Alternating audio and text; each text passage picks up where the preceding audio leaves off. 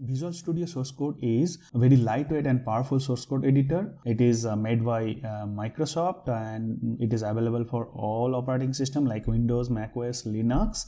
It is extremely popular for front-end developer, but it supports different languages as well, like C, C++, C Hash, Java, Python, PHP.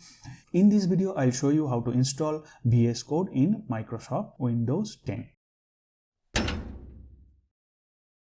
Open your favorite browser and type VS Code in Google. Most likely in your first result you will see this Visual Studio Code. Click that link and it will take you to the Visual Studio website. It is showing download for Windows because I am currently using Windows machine. If you are using Mac, then it will show you download for Mac. If you click the drop down, you will see VS Code is available for Mac OS, Windows and Linux. For Windows, you will get two options, user installer and system installer. For system installer, you need admin privilege, but for user installer, you do not require that privilege. It will be installed inside your local app directory. Background update will be smoother because it will not ask for admin access or admin privilege. So I'll recommend you to use that user installer. So let's click the stable download version and save it in your local directory. It will take few seconds to few minutes. Once downloaded, click that installer.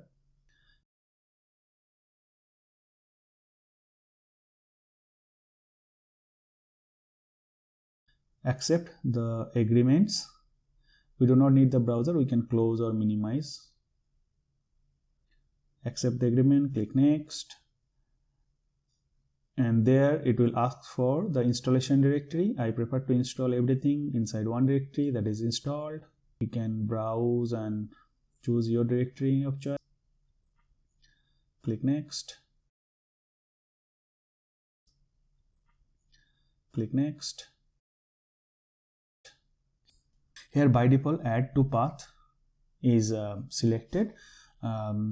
So keep it as it is. It is very useful. I'll show you later. Also select the create desktop icon. So it will create one shortcut in desktop, and that is very convenient if you frequently use this editor. Click next. Now review here whatever settings you have selected. For example, destination location, whether you want to add this to path or not. So review these ones and then click install. So it will take few seconds to few minutes based on your hardware configuration.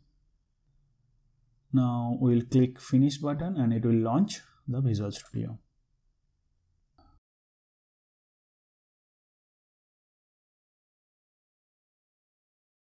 VS Code will be opened with a welcome screen, and in the welcome screen you will get a lot of useful links, and also you can customize few things before you start using this one. Just for example, tools and language. Let's say if you are Python or Java coder, then you can configure those tools. And also shortcuts are very important in any editor. So if you are already familiar with any other editor, and if you are new here, you can import those settings. You can choose different color theme. So by default it is dark theme. So if you do not like it, you can change it based on your taste. On the left side you will see source code control. You can execute command and you can install extension.